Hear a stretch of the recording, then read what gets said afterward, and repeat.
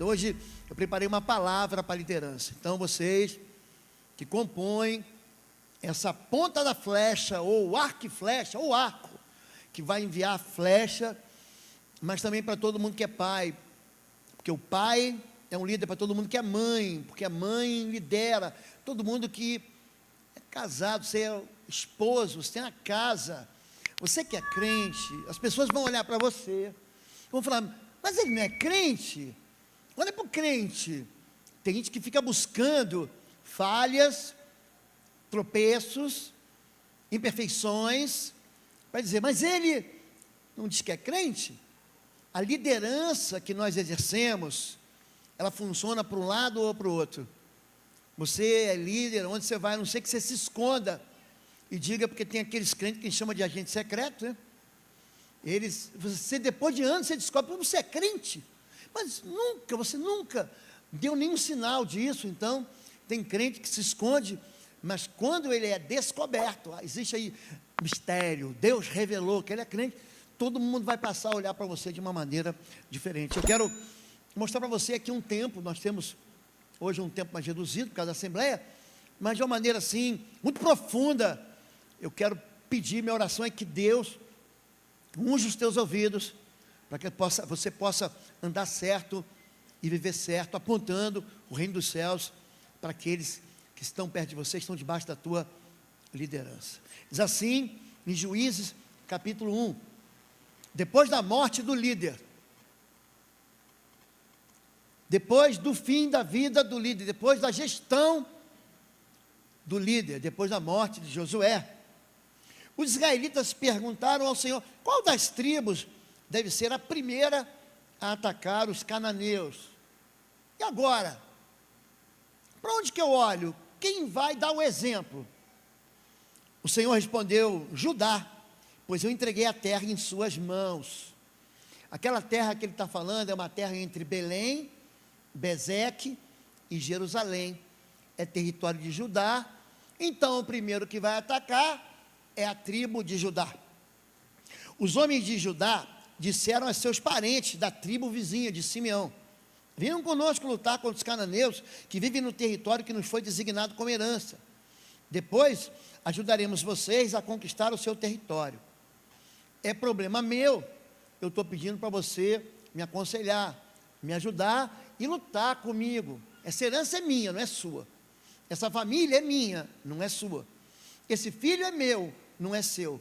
Essa empresa é minha, não é sua. Esse problema é meu, mas eu estou chamando você para me ajudar a resolver, porque depois eu ajudo você a lutar, eu ajudo você a vencer, eu ajudo você também a resolver os seus problemas.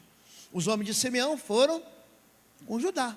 Quando os homens de Judá atacaram, o Senhor entregou os cananeus, os fariseus em suas mãos, e eles mataram 10.000 guerreiros inimigos em Bezeque. Tinham 10.000 problemas que foram resolvidos. Naquela cidade, encontraram o rei Adoni-Bezeque. Olha só que coisa. Ele chamava-se Adoni-Bezeque e ele batizou a cidade com o sobrenome dele. Por exemplo, nós temos na história um imperador chamado Constantino, romano. Aí Roma estava sendo saqueada pelos bárbaros. Ele resolve transferir a capital de Roma para onde? Para uma outra cidade que ele funda e dá o nome muito peculiar, mas que falta de originalidade. Qual é o nome da cidade? Constantinopla. Já que eu chamo Constantino, eu vou fundar Constantinopla. Isso acontece em todo o tempo, quando você pega e batiza lá o seu restaurante, a sua empresa, com o seu nome, restaurante do Paulo. Por quê? Porque o dono é o seu Paulo. E aqui Bezeque deu o nome para a cidade dele. Bezeque, Adoni-Bezeque. Adoni-Bezeque, lutaram contra ele, encontraram o rei Adoni-Bezeque, lutaram contra ele, derrotaram os cananeus e os fariseus. Adoni-Bezeque fugiu, mas os israelitas o capturaram e cortaram os polegares de suas mãos e de seus pés. Adoni-Bezeque disse, 70 reis com os polegares das mãos e dos pés cortados, comiam migalhas debaixo da minha mesa. Agora Deus me retribuiu aquilo que fiz com eles. E o levaram a Jerusalém, onde morreu. Ali foi o fim da vida dele. Não se sabe do que ele morreu, de velho, de doença, mas ali foi o fim, foi um basta, foi um ponto final. A gente tem que tomar cuidado com o exemplo. Jesus fala que o nosso exemplo pode comprometer. Ele se refere em Mateus 23, Jesus, ele está assim, chamando a responsabilidade, ele está da liderança. E essa palavra aqui, ela é sim dirigida à liderança, mas é dirigida a todos nós, é dirigida a mim também. Jesus vai dizer o seguinte: olha, tem um povo que gosta de se sentar na cadeira de Moisés. Eles assumem o controle das interpretações da lei de Moisés. Eles são chamados de mestres da lei, são chamados de fariseus. Eles têm assim uma fama de espiritualidade. Ele fala assim, então Jesus disse às multidões e aos seus discípulos. Os discípulos andavam perto, as multidões acompanhavam. Você é exemplo. O meu pastor, que me deu uma das primeiras aulas que me impressionaram no Seminário Batista, chamava-se Ari Veloso. Ele foi pastor de uma das maiores igrejas do Brasil, que é a Igreja Batista do Morumbi, em São Paulo. Ele dizia, uma multidão segue a Jesus, e uma multidão segue a multidão. Ele sempre falava isso. Tem gente que serve a Deus porque olha para você e diz, eu quero ser igual a Ele, eu quero ter essa experiência com Deus que Ele tem. Eu quero ter essa vida com Deus que Ele tem. Tem uma multidão que veio hoje, que está seguindo você, porque ele quer ser como você, e quer ter os valores que você tem. E ele diz para a multidão, e diz para quem está perto também, diz assim, os mestres da lei, os fariseus, ocuparam o lugar, ou seja, tomaram uma liderança, uma posição de intérpretes oficiais da lei de Moisés, da Bíblia. Portanto, pratiquem tudo que eles dizem, porque a Bíblia diz a verdade. E obedeçam, porque se você obedecer, você vai ser abençoado, mas não sigam o exemplo, pois eles não fazem o que ensinam. Quando a vida que a gente leva, ela é distorcida em relação àquilo que a gente fala, a gente está ensinando de um jeito, mas será que eu já não te falei 30 vezes, meu filho? Mas você mesmo ensina ele a praticar aquilo que você diz para não fazer. É disso que Jesus está dizendo, e é isso que essa liderança abusiva faz. Adoni-Bezeque disse, 70 reis, ele não está falando de gente comum, de plebe, é o Zé, é o João, não, ele está falando de pessoas revestidas de realeza e autoridade. Eles tiveram os polegares das mãos e dos pés cortados, e eles viviam uma miséria. Comer migalha é ser miserável, é ausência de fartura. Aonde? No lugar do desprezo, debaixo da mesa. Você não senta como um igual, você é tratado como um inferior. Aqui, a ideia é a ideia do relacionamento de gente com cão. Se bem que hoje, os cães são muito bem tratados, né? Você viaja, interessante, eu viajo, aí tem aquelas maletinhas dos cachorrinhos, né? Como é que chama? Da Pomerânia, como é que chama? Como é que é o nome? Lulu. Ele tem um apelidinho fofo. Lulu da Pomerânia. Gente, ele vem Gente, toma um biscoitinho. Ele come delícias. Ele é tratado, ele é despachado, não, ele vai comigo. Não vou. First class, business class. Lá atrás eu vou na animal class. Todo apertadinho. E ele vai dentro. Naquele tempo, a palavra cão tinha um significado de desprezo. É por isso que no livro do Apocalipse você vai ver, ficarão de fora os idólatras, os imorais, os cães. Fala, pastor, mas queria tanto que meu cachorrinho fosse para o céu. Ele está dando sentido de uma palavra de sem valor. Cão, naquele tempo, o animal que devia ser, ostentava poder, era o leão, não o cão. E aqui Jesus, ele encontra, esse mesmo texto está em Lucas 7, com uma mulher cananeia, ela sabe exatamente o que Jesus está dizendo. Ele respondeu: não é certo tirar o pão dos filhos e lançá-lo aos cachorrinhos. Disse ela, porém: sim, Senhor, mas até os cachorrinhos comem das migalhas que caem da mesa dos seus donos. Ela sabe que essa história, essa passagem de Juízes 1, que nós lemos, de Adoni-Bezeque, que colocava os reis comendo migalha debaixo da mesa, ela sabe que se refere a ela, a uma mulher que não tem valor, a uma mulher desprezada, uma mulher que não pode receber o melhor que Deus tem para o seu povo, e aí ela faz Deus mudar de ideia. O relacionamento em que o líder, ele só quer que os liderados abanem o rabinho, ele é doentio. Por quê? Porque ele não promove igualdade. Aqui, esse rei vai tirar a realeza e a herança. Em Apocalipse, capítulo 5, você lê, você já cantou essa canção aqui. Nós cantamos a canção de Apocalipse 5, é a canção do Apocalipse. Digno é o Cordeiro que foi morto, santo, santo ele é. Essa canção é Apocalipse 5. Eles estão cantando porque eles choraram.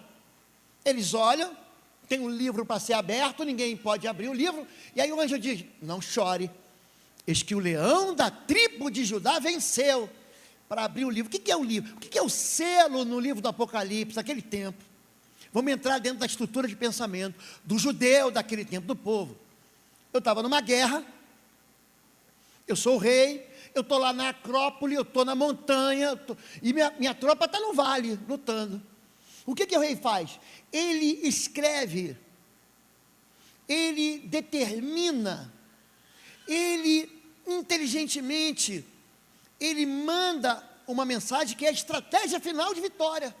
Ele escreve, coloca num rolo, joga cera quente, ele sela, é um selo que não pode ser quebrado por ninguém. Ele entrega na mão do mensageiro, vai lá e entrega para o general do combate, aquele responsável pelo teatro de operações de guerra. Essa é a estratégia para vencer o inimigo. Eu estou olhando de cima, ele está dizendo: ataca pelos flancos, faz um avanço no meio. Ele está dizendo que aquele selo não podia ser quebrado por ninguém, sob pena de morte, sob tortura. Quando Jesus ele vence, ele fala assim, a canção diz que com o sangue do Cordeiro, o sangue de Jesus, essa foi a estratégia do rei, estratégia de Deus, para tirar a gente de um problema que é a morte eterna, da perdição eterna. Ele comprou para Deus de toda tribo, e língua, e povo, e nação, e para o nosso Deus nos fizeste reis e sacerdote, e reinaremos sobre a terra. Eu sei que você não se sente da realeza. Pastor, eu pareço mesmo um plebeu, eu não estou no palácio, eu estou aqui ajoelhado no assoalho da minha casa, nas dificuldades. Mas essa é a herança que Deus deu. A liderança, quando ela é doente, ela rouba a capacidade de você raciocinar que você faz parte, e é um príncipe, é uma princesa, que já foi comprada através da estratégia da morte do Filho de Deus, para reinar com ele. Existe a perda da identidade e da unção quando você arranca os polegares. Você sabe que você vai fazer a identidade no Brasil, você tem que colocar teu polegar. Você passa em algumas aduanas de alguns países, você olha para a câmera. A câmera hoje, ela é a biometria facial, tem a biometria de íris, e tem hoje a identidade que você vê lá, o arco, o verticilo, é a identidade que só você tem, e que diz: não, você é você mesmo. Quando você arranca o polegar, você arranca a identidade. É isso que Êxodo 29 diz, quando você ia consagrar o sacerdote. Deus aqui estabelece a vocação sacerdotal, pega uma tribo, é a tribo de Levi. Essa tribo não tem terra, não tem riqueza. A riqueza dela é servir ao Senhor. A parte de Levi é o Senhor. Eu sou o tesouro de Levi. Vocês vão sustentar os levitas. É por isso, é daí que nasce a figura do dízimo e da oferta, que alimentava quem? Aquele povo levita. E aqui ele diz, pega o sangue no altar, você vai pegar um cordeiro, um carneiro, uma ovelha, você vai sacrificar ele, vai colocar, olha que coisa, coloca sangue na orelha, no polegar da mão direita e no polegar da mão esquerda. Se você ler com calma, Êxodo 29, ele depois vai pegar o óleo da unção, está ali embaixo, terceira linha, de cima para baixo, pega um pouco do óleo da unção, espija sobre Arão e seus filhos, sobre suas roupas dele, desse modo tanto eles como as roupas serão consagrados. A palavra consagração significa dedicação, exclusividade, você é dedicado a esse serviço. A gente traduziu isso, os linguistas traduziram pela palavra santificação. Ser santo significa separado por uma relação exclusiva, você só pertence a Deus e a mais ninguém. É por isso que quando você faz aliança com Jesus, as outras alianças são quebradas. A figura mais próxima desse relacionamento é a figura do casamento. Quando você casa, você quebra a relação de aliança com seu pai e sua mãe. O homem deixa pai e mãe, se une à mulher, e a partir daquele momento eles são uma só pessoa. É por isso que o divórcio, ele significa rasgar uma pessoa em duas partes. Aqui, ele pega o sangue, o poder do sangue, por isso que o crente diz, o sangue de Jesus tem poder. Por quê? Porque o sangue purifica e traz inocência. O sangue, ele tira de você e de mim o pecado. Então, quando o sangue é lançado sobre as orelhas, a orelha direita, o polegar direito, e o polegar do pé, que a gente chama de dedão do pé, ele está santificando os meus ouvidos. Olha, a tua posição é sacerdotal, para você ouvir o Senhor, para você agir, são as minhas mãos, é o que eu faço, e é por onde eu ando, porque se eu ouvir certo, eu faço certo e ando certo, e eu me torno um exemplo. A liderança, papai, mamãe, vovô, chefe, gente, quantas pessoas são impactadas pelo testemunho de alguém que está debaixo da gente? Eu sou chefe dele, mas ele lidera a minha consciência, me levando para a santidade, para Jesus. A minha vida está estragada, eu estou em cima dele, mas eu vejo que a vida dele funciona. Eu, que sou o dono da empresa, não tenho o carro quitado, minha casa é alugada, eu fico vendo as minhas contas não se acertam, e tenho lá o meu empregado, que é empregado de um outro empregado, que está debaixo de uma das colunas da diretoria da minha empresa, ou da minha gestão, e ele tem a casa própria, ele tem a casa em dia, ele tem a vida em dia, os filhos dele no altar, e o meu filho perdido. Eu falo, o que me falta? Me falta exemplo. Sangue na orelha, sangue no polegar, sangue no dedão. Eu ouço a Deus, eu faço o que Deus diz para eu fazer, e eu ando apontando para Deus. A mutilação do polegar, os dedos polegares das mãos cortados, você boicota a vocação sacerdotal. Quando nós falamos, Efésios capítulo 5, verso 11, fala sobre os ministérios, os dons ministeriais, não os dons do Espírito, 1 Coríntios 12, línguas, interpretação de línguas, dom de ciência, não, são chamados dons ministeriais. Deus chamou uns para apóstolos, a gente sempre ensina e aprende assim, para profetas, evangelistas, pastores e mestres. O dedo apostólico é aquele que cresce, ele bota a mão, cresce, expande, existe uma unção sacerdotal. Quando você arranca o dedão, você mutila o ofício sacerdotal, você impossibilita. Se você não tiver o polegar, você não consegue agarrar a promessa. Você vê que esse dedo aqui, ele funciona quando alguém perde pedaço da mão, eles deixam só um gancho, porque é necessário que esse dedo, que toca em todos os outros dedos, ele é o único que toca em todos os dedos, alcance promessas e não deixe escapar nada. Retira a firmeza, ele retira a perseverança e impede de manejar bem a espada do Espírito. Você não consegue segurar a espada. Quando você corta os dedos dos pés, você promove inconstância, fraqueza ministerial. Cortou o dedo dos pés, você impede naquele tempo. Quando você cortava o dedo do escravo fujão. Aquele que era escravo, que tentava fugir da tirania, arrancava o dedo, ele não conseguia mais correr. Você não consegue enfrentar teu inimigo, você não consegue fugir dos problemas. Você vai cambaleando na vida. Você já teve um espinho no dedão do pé, no polegar do pé, você vai mancar até aquela infecção sarar. Então a ideia de arrancar o polegar é a ideia de mutilar a capacidade que a gente tem de seguir Jesus. Portanto, deixando para trás as coisas que ficam, eu olho para frente e prossigo para o alvo, para o prêmio da vocação de Deus em Cristo Jesus. Eu não consigo prosseguir, pastor, não consigo mais caminhar, porque eu estou desequilibrado. É a vida ministerial, social, pessoal, familiar, financeira, empresarial, impedida. Essa é a razão pela qual Adoni-Bezek é uma figura de autoridade péssima. Ele tira os polegares, mas muito mais do que isso. Ele provoca a vida de migalhas. Quando você come migalha, você nunca fica satisfeito. Você vai fuçando, a fome. Aí você pega o sucrilho do teu neto, não é isso. Você pega um pedaço do biscoito de maisena, do creme cracker, não é isso. Alguém deixa assim, sabe aquele pedaço da pizza de ontem? Aquela beirinha? Aquela casquinha?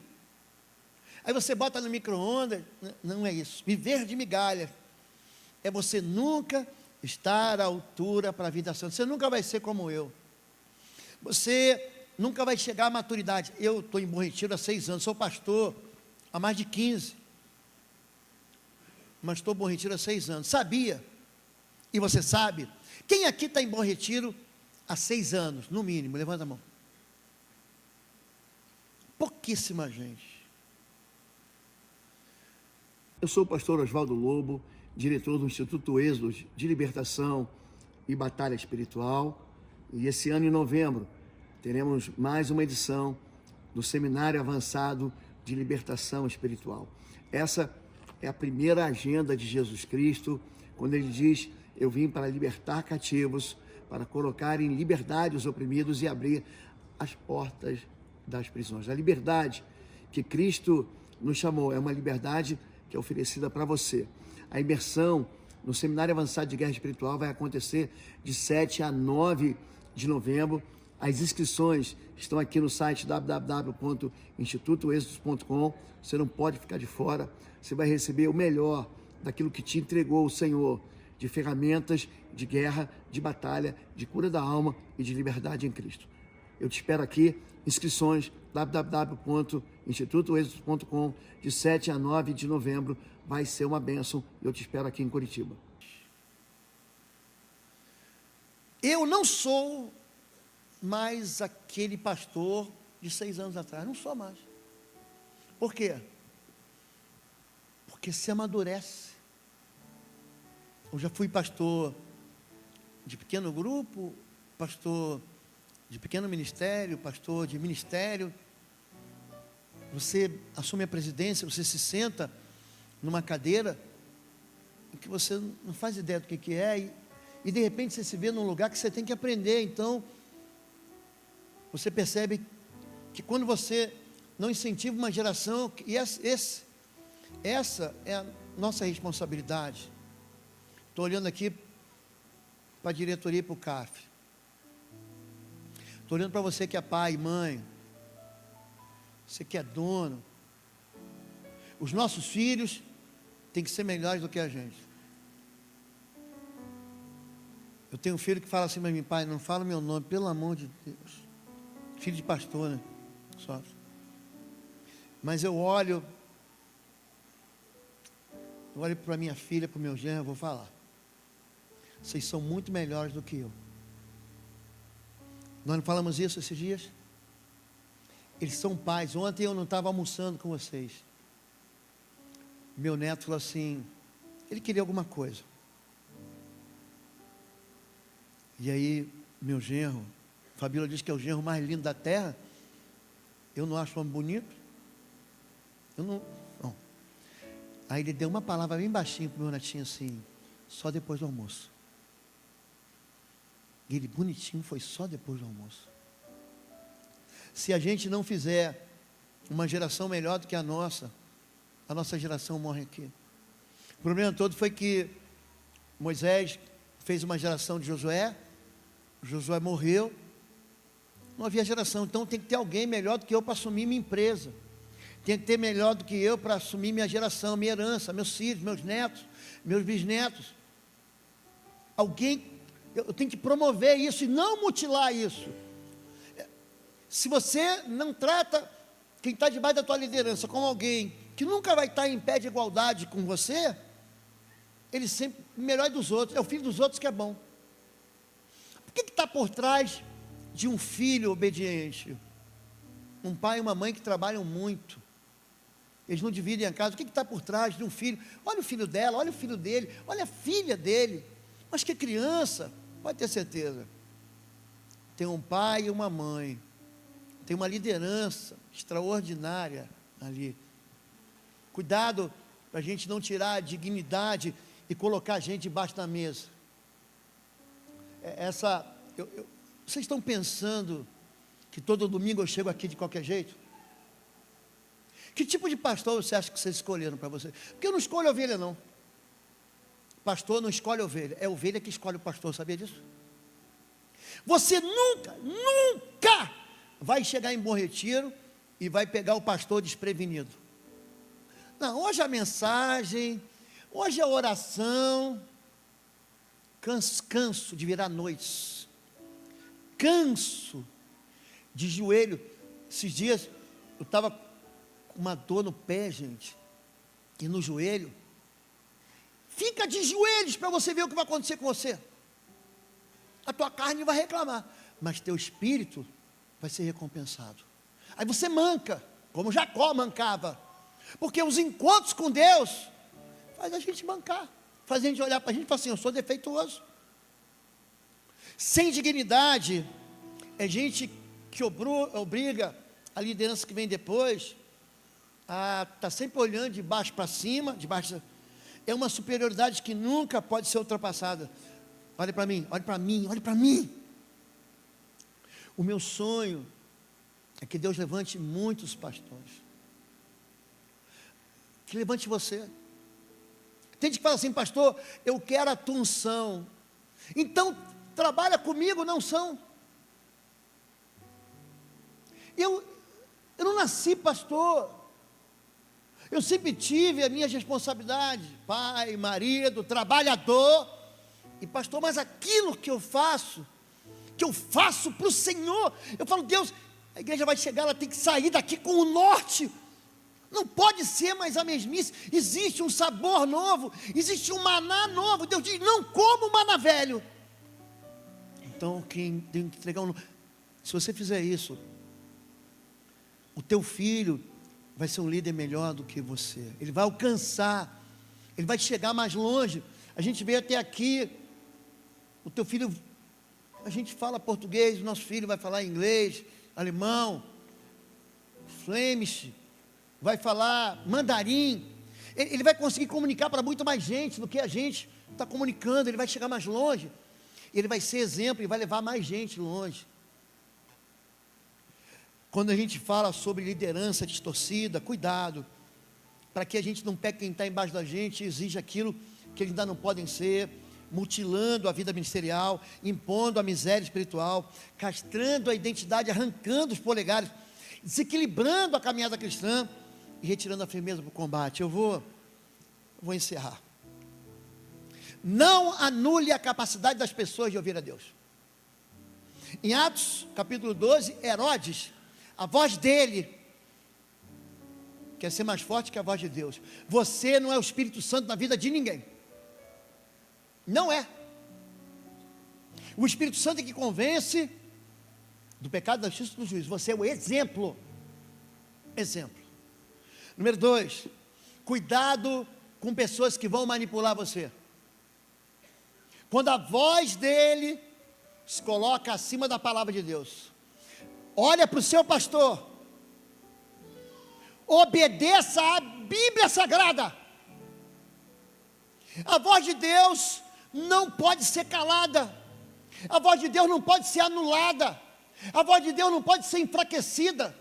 Você sai daqui e eu te entrego uma porção e outras porções das Escrituras Sagradas, para você saber que isso não é ideia do pastor, não é convicção do pastor, é a voz de Deus, é a palavra de Deus, ela deve te orientar. Não deixe ninguém conspirar contra a tua responsabilidade pessoal. Pastor, eu devo casar? Eu devo seguir um novo... O que você acha? Eu te dou a palavra de Deus, a responsabilidade é sua, porque depois as consequências, boas, excelentes, frutíferas ou más, terríveis e fracassadas, a responsabilidade é sua, você vai ter que conviver com ela. Cuidado com toda submissão baseada em medo. 1 Crônicas 16, quem já ouviu isso? Ai daquele que tocar no ungido do Senhor, quem já ouviu isso? Chama-se liderança enfraquecida. Você fica comigo. Não quero você ouvindo nenhum pastor, hein? Não visite outro ministério. Ai daquele.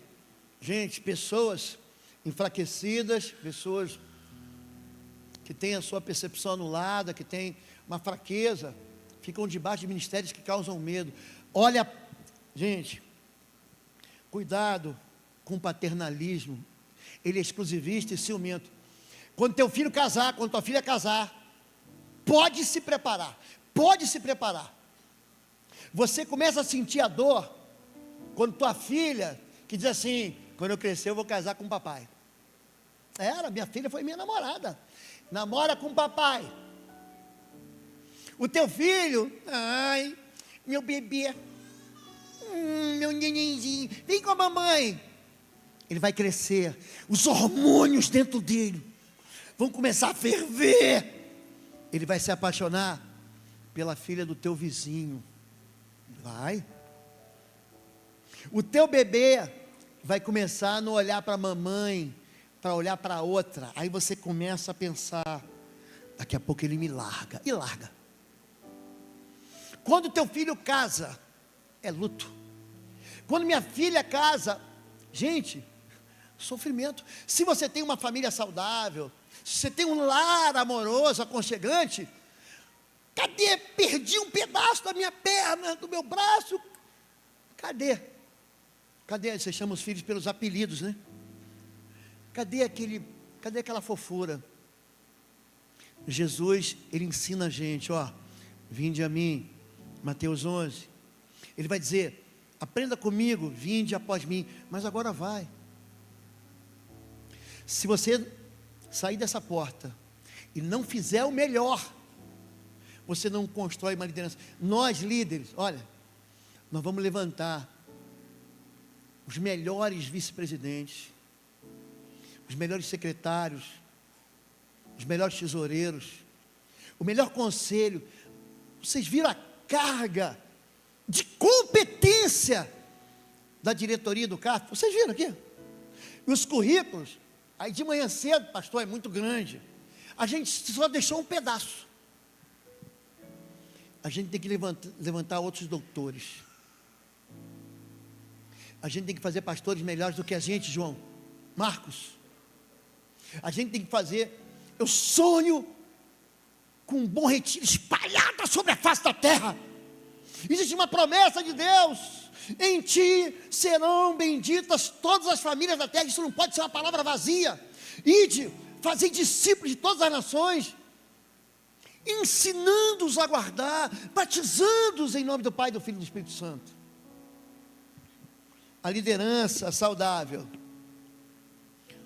Minhas ovelhas me ouvem e me seguem. Jesus vai dizer, é aquele que me ouve e pratica. Nós somos exemplo. Você é exemplo. Se levante, não deixe ninguém miserável sem alimento, rebaixado da sua realeza, rebaixado da sua dignidade. Levanta uma geração melhor. É isso que Bom Retiro vai fazer, enquanto o Senhor manter a visão que Ele tem dado para a gente. Eu posso ouvir um amém, aleluiado? Fique em pé em nome de Jesus. Eu quero chamar imediatamente a diretoria eleita, o CAF, que nós vamos celebrar a ceia e vamos nos despedir em nome de Jesus, rigorosamente, dentro do horário, rigorosamente. A diretoria eleita, o CAF que foi referendado, sobe aqui por favor. Eu vou orar por você. Gente, olha para o pastor. Quem tem orado para o pastor de vocês? Levanta a mão que eu quero ver. Ore pela vida do seu pastor. Ore pela vida da sua pastora, pastora Fabíola. Ore pela minha família. Ore pelos meus netos. Ore pela minha vida emocional. Ore pela sanidade de tudo que leva o meu nome. Um pastor doente, ele adoece a igreja. Ele adoece a igreja. Um pastor saudável, ele abençoa a igreja. Ore, eu conto com o escudo de oração de Bom Retiro. Ore pela diretoria. Ore pelo conselho. Eu sei que você vai apontar e vai ver algum defeito. Então olha no espelho você. Só que se a gente tiver um povo apaixonado, olha para mim, paixão. Tudo que eu faço é com paixão, tudo. Não tem uma mensagem que eu prego sem paixão, não tem uma reunião que eu faço sem paixão, não tem um dia de culto que eu faço sem paixão, não tem um encontro. Amor, eu faço pouca comida, não faço, mas quando eu faço com paixão. Eu sujo tudo, mas com paixão. Viva com paixão. A gente espera isso, paixão, porque vocês têm tudo já. E agora a gente começa a levantar uma geração depois da gente. Muito bem. Você vai falar assim: meu garoto, meu afilhado, fui eu que trouxe ele para o time. Eu vi ele chegar em Bom Retiro, desse tamaninho. Eu quero ordenar vocês, eu quero ordenar seus filhos ao ministério pastoral, como missionários, como homem. Eu quero casar a tua herança, eu quero casar você. Quero abençoar a tua casa. Eu quero. Então ore por isso, amém? Se você quer isso, levante sua mão. Levante sua mão. Diga assim: eu quero ser esse líder, essa líder, eu quero ser. Pede para Deus assim, ungir tua orelha, ungir tuas mãos, ungir teus pés, para você ouvir, para você fazer, para você caminhar. Pai querido, é no nome do teu filho Jesus que nós clamamos, pelo sangue do Cordeiro que purifica o nosso ouvido. Nós queremos ser sensíveis à voz do teu Espírito. Nós queremos viver conforme a tua palavra. Nós queremos ser exemplos no nosso caminhar, em tudo aquilo que nós vivemos e fazemos. Deus, nós levantamos uma nova geração. Desperta em nós. Tira o teu povo de debaixo da mesa. Tira o teu povo dessa satisfação em comer migalhas. Tira o teu povo desse lugar onde eles não podem segurar as promessas, onde eles não podem caminhar sem cambalear. Levanta um povo forte, levanta uma liderança forte, levanta uma igreja exemplar em nome de Jesus. Você pode dizer amém? Amém. Você pode ter errado, você pode ter fracassado, você pode ter se sabotado, você pode ter feito escolhas ruins. A gente começa de agora. A gente começa de hoje. Se você não foi batizado, no final do culto vai aparecer um QR Code aqui. Você tem até o dia 5 de outubro para tomar a decisão. Batismo é decisão. Eu vou batizar. Depois você vai ser discipulado. Se você não tem igreja, número 2, Bom Retiro é a cobertura espiritual para a tua vida. Você vai estar debaixo da cobertura, da orientação, da pastoreio de gente decente, de gente comprometida, de gente envolvida com Deus, que vai te abençoar. Número 3, se você não tem uma célula, eu vou insistir com você. é o ambiente de pastoreio mais forte que você vai experimentar na sua vida. Procure uma célula, amém? Vamos celebrar a ceia do Senhor? Todos receberam os elementos? Isso. Todos receberam a ceia? Quem não recebeu, levanta a mão, por favor. Levanta a mão, não recebi. Levanta a mão bem alta para a gente ver. Pronto, os diáconos vão levar. Todo mundo tem que participar.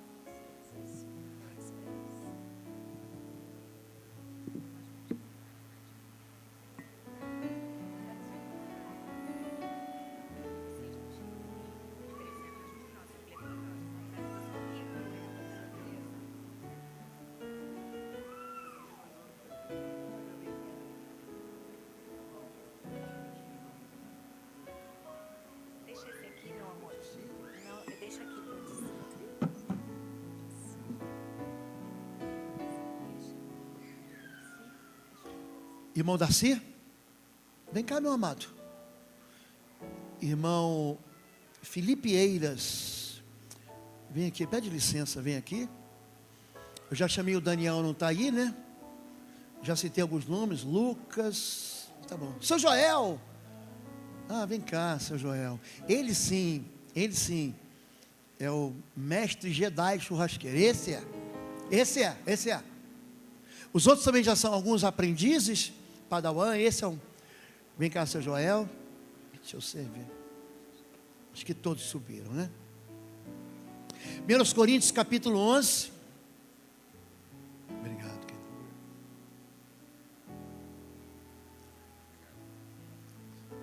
Seu Joel, bota assim aqui, pode botar assim aqui. 1 Coríntios capítulo 11, verso 23.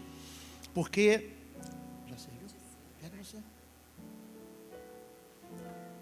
diz assim, porque eu recebi do Senhor o que também transmiti a vocês, que o Senhor Jesus, na noite que foi traído, pegou o pão, deu graças, partiu e disse: isso aqui é o meu corpo, dado em favor de vocês, façam isso em memória de mim. Olha aqui, olha para cá, aprenda isso, não despreze isso.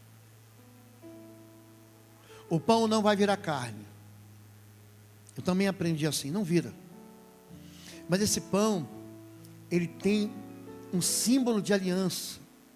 A gente chama isso, em alguns movimentos pentecostais, de ato profético. Eu não chamo assim. Eu chamo de ordenança.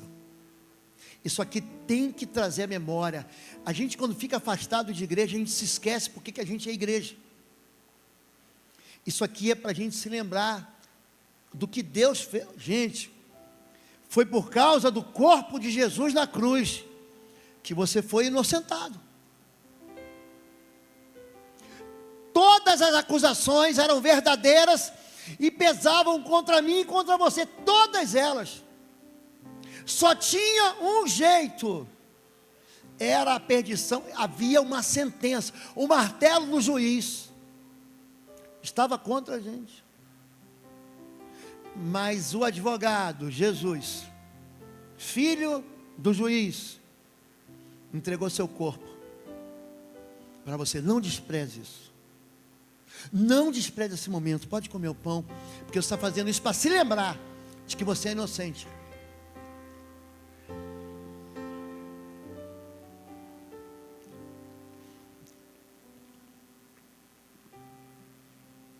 Verso 25, da mesma forma, depois de ter comido o pão, ele pegou o cálice e disse: esse cálice é a nova aliança, o meu sangue, é um pacto novo. Façam isso sempre que o beberem em memória de mim. Porque sempre que comerem desse pão e beberem desse cálice, vocês anunciam a morte do Senhor até que Ele venha. Eu vou orar. Pai querido, unge a nossa vida com teu óleo, mas nós reclamamos o poder do sangue sacerdotal derramado sobre nossas orelhas, nossos polegares, sobre nossos dedões dos pés. Abre nossos ouvidos, abre, Senhor. Que as nossas mãos segurem as tuas promessas, possam empunhar a espada do Espírito, manejar bem ela, e caminhar com o teu Filho Jesus para a eternidade. Nós tomamos esse cálice para nos lembrar que o Senhor vem nos buscar. Em nome de Jesus. Pode tomar um cálice.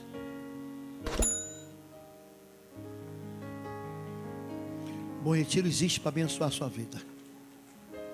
Eu quero pedir para que todos vocês, antes da gente encerrar, nós temos uma canção ainda, Stephanie, uma canção, sobe rapidinho aqui, eu vou dar a bênção, mas eu vou pedir para a diretoria, para o CAF, lá para a porta, para todo mundo cumprimentar vocês, que puderem, faz lá um corredor de bênção, né, corredor polonês, tá bom?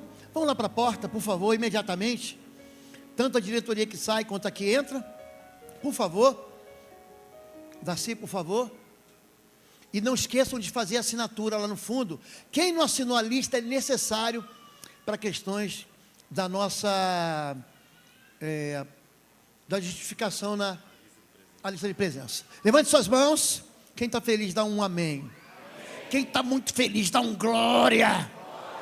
Quem vai caminhar debaixo da autoridade do Senhor diz glória a Deus.